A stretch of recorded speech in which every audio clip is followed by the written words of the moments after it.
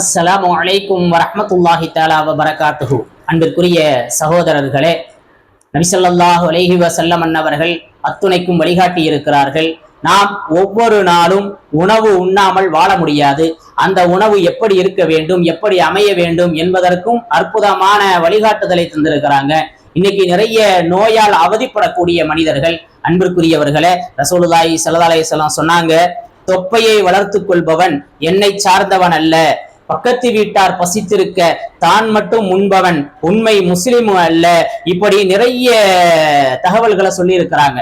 உங்க வீட்டுல சால்னா வச்சீங்கன்னு சொன்னா கொஞ்சம் தண்ணீரை ஊற்றி அண்டை வீட்டுக்கும் கொடுங்கள் என்று சொன்னார்கள். இந்த அற்புத பொன்மொழிகள் எல்லாம் இன்று நாம் மறந்து விட்டோம்.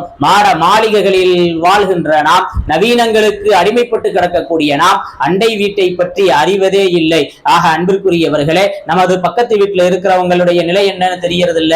ஒரு விதவிதமான சுவையான உணவுகளை சாப்பிடுகிறோம். சாப்பிடுவது தவறல்ல, அதை எப்படி அமைத்துக் கொள்ள வேண்டும்? வயிறு புடைக்க உண்ணக்கூடாது. அன்பிற்குரியவர்களே, மூன்றில் ஒரு பகுதியை காலியாக வைத்துக் கொள்ள வேண்டும். ஒரு பகுதி அளவுக்கு நீர் தருந்த வேண்டும். மீதம் இருக்கக்கூடிய அளவில் தான் சாப்பிட வேண்டும். செரிப்பதற்கு அந்த மீத பகுதி நமக்கு உதவுகிறது என்று ரசூலுல்லாஹி ஸல்லல்லாஹு அலைஹி வஸல்லம் சொன்னாங்க. ஆக இன்றைய விஞ்ஞானமும் அதைத்தான் நமக்கு சொல்கிறது. உடல் பல நோயில் அவதிப்பட்டு கொண்டிருக்கிறது. எனவே அன்பிற்குரியவர்களே, நீருக்காக ஒரு பகுதி, உணவுக்காக ஒரு பகுதி, செரிமானத்திற்காக ஒரு பகுதி என்று நாம் பிரித்து சாப்பிட வேண்டும். அதே நேரத்தில் அன்பிற்குரிய அல்லாஹுவின் நல்லடியார்களே, ஆக இது போன்ற நல்ல விஷயங்களை பின்பற்ற வேண்டும். சாப்பிட்ட உடனே படுக்க கூடாது. குறைந்தது ஒரு 40 நடையாவது அடியாவது எடுத்து நடக்க வேண்டும். அதற்கு பின்புதான் நாம் தூங்க வேண்டும். இப்படி உணவு உண்பதிலே அற்புதமான வழியை காட்டி இருக்கிறார்கள் ரசூலுல்லாஹி ஸல்லல்லாஹு அலைஹி வஸல்லம். உணவை முதல் கவலத்தை வைக்கும் போது யா வாசிஅல் ஃபத்லி இக்ஃபிர்லி என்ற அந்த அற்புத துஆவை கேட்டாங்க. சாப்பிடுவதற்கு முன்பு பிஸ்மில்லாஹி சொல்லி சாப்பிட சொன்னார்கள். சாப்பிட்டதற்கு பின்பு அல்ஹம்துலில்லாஹில்லதி அத்அமனா வ ஸகானா வ ஜஅலனா மினல் முஸ்லிமீன் என்று துஆவை ஓதி நன்றி செலுத்த சொன்னார்கள். இடையிடலே அல்லாஹுவை புகழ்ந்து கொள்ள சொன்னார்கள்.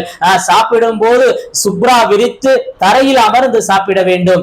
எந்த சூழ்நிலையிலேயுமே ரசூலுல்லாஹி ஸல்லல்லாஹு அலைஹி வஸல்லம் டேபிள்ல உட்கார்ந்து நாற்காலியில் அமர்ந்து சாப்பிட்டதில்லை. இன்னைக்கு டைனிங் டேபிள் இல்லாத வீடு இல்லை என்ற அளவுக்கு நாம் நவீனத்திலே மயங்கி கிடக்கிறோம். நபி அவர்கள் தரையில் அமர்ந்து விரிப்பு விரித்து அதில் தான் சாப்பிட்டு இருக்கிறார்கள். வலது பக்கமாக சாப்பிட வேண்டும், தன் பக்கமாக சாப்பிட வேண்டும்.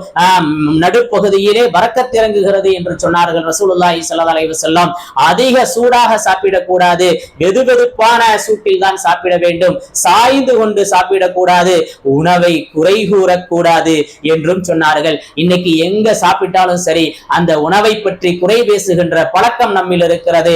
இந்த மீலாதிலே இந்த நபியினுடைய சுன்னத்துக்களை பின்பற்றுவோம். சாப்பிடுவதற்கு அல்லாஹுக்கு நன்றி செலுத்தியவர்களாக, மாநபியின் சுன்னத்துக்களை பின்பற்றி மாநபியின் ஷஃபாஅத்தை பெற்றவர்களாக ஆகுவதற்கு அல்லாஹ் அருள் புரிவானாக. அஸ்ஸலாமு அலைக்கும் வரஹ்மத்துல்லாஹி தஆலா வபரகாத்துஹு.